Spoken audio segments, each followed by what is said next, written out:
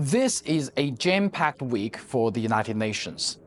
We have UN Chiefs of Police Summit, which the abbreviation is quite interesting, UNCOPS, which aims to engage on strengthening international peace, security, and development for all through the unifying power and enabling role of national and United Nations policing. So, any possibilities that UN police could protect UN humanitarian convoy in Gaza Strip from self-distribution or looting? If a peacekeeping mission is not quite impossible yet, is it possible to send police officers to help protect the convoy of UN humanitarian aid delivery in Gaza? You know, the UN police, UN peacekeeping is ready to respond to any call by member states, but as you know very well, I mean, there are certain key conditions, and that would certainly include the Security Council, I believe, in that matter. But like I said, that applies to what I'm saying applies to pretty much every situation. If we are called to by the relevant bodies to help, then of course we would do our best. It's been reported that the UN has warned Israel that it will suspend aid operations across the Gaza Strip unless urgent steps are taken to better protect humanitarian workers. So, will UN give up its operations in Gaza? We're not pulling out of Gaza. We are trying to operate in a space that more often than not is shrinking. When it expands, we take that opportunity. We're just trying to, it's like we're just trying to find the space in which we operate within conditions that, that meet our very basic and pretty simple standards. Speaking of the situation in the Middle East, this week, UN also released its latest IPC report on Gaza. According to the report, 1 in 5 households in Gaza go whole days without food, and famine risks remain high across Gaza after a new round of violence in recent weeks, particularly in southern and central Gaza.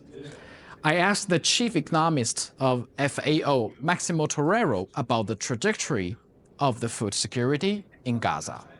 Oh, I just want to know, what is the trajectory you think this situation of the food security would be in Gaza Strip? I think what is important of this report is that it clearly shows that if there is an improvement in the flow and access to all this food and water and so on, the returns are important and the risks are minimized of a famine. I think that's crucial. Now, that tells us that this can happen and can be done, and therefore we can reduce the current sustained risk of famine, which still persists and is significant in the location. The trajectory has variance, it's not stable, and that variability is a control variability depending on the level of permits and the level of access of trucks to the location. And that's what we need to minimize. And the hope is that we can have a positive trend of that will imply, of course, also the security attached to that.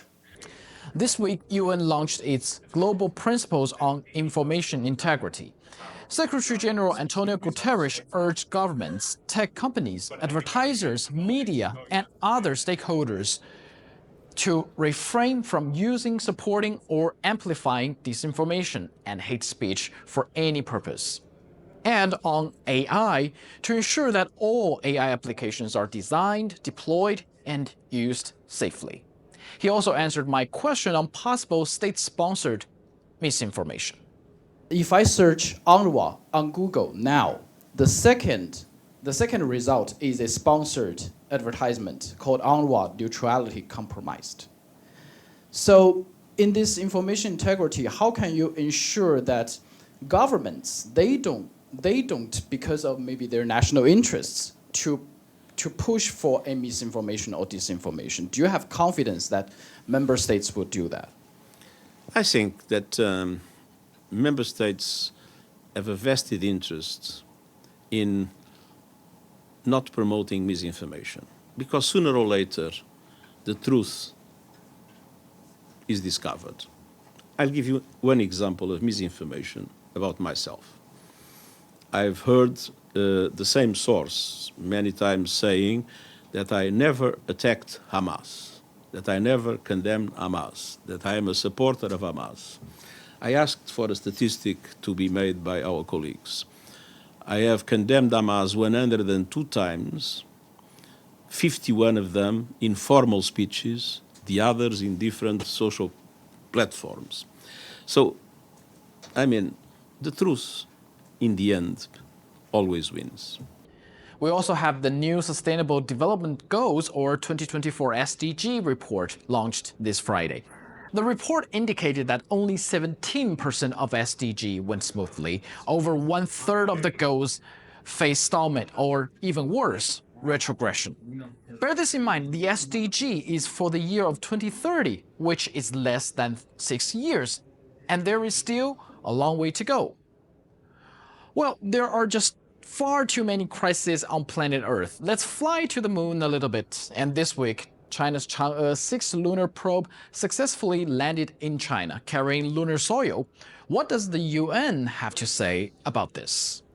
I'm going to temporarily bring you out of those crises on Earth.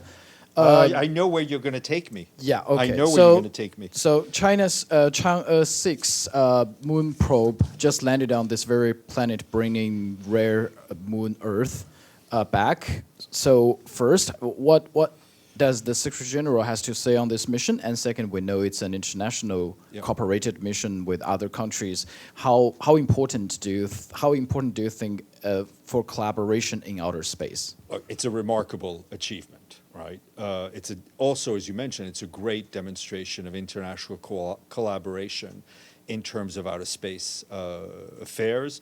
We understand there were also teams from Italy, from France, from Pakistan, the European Space Agency, all involved. It's also important that, as we understand, that the lunar samples, the valuable lunar samples, will be shared with researchers around the world. And I think whenever we have space exploration, the more transparency we have, the better it is. Well, sorry, but I have to bring you back to Earth now. Next week, the Security Council will have a new president, Russia. What will happen next month? We will see, and that's all from me.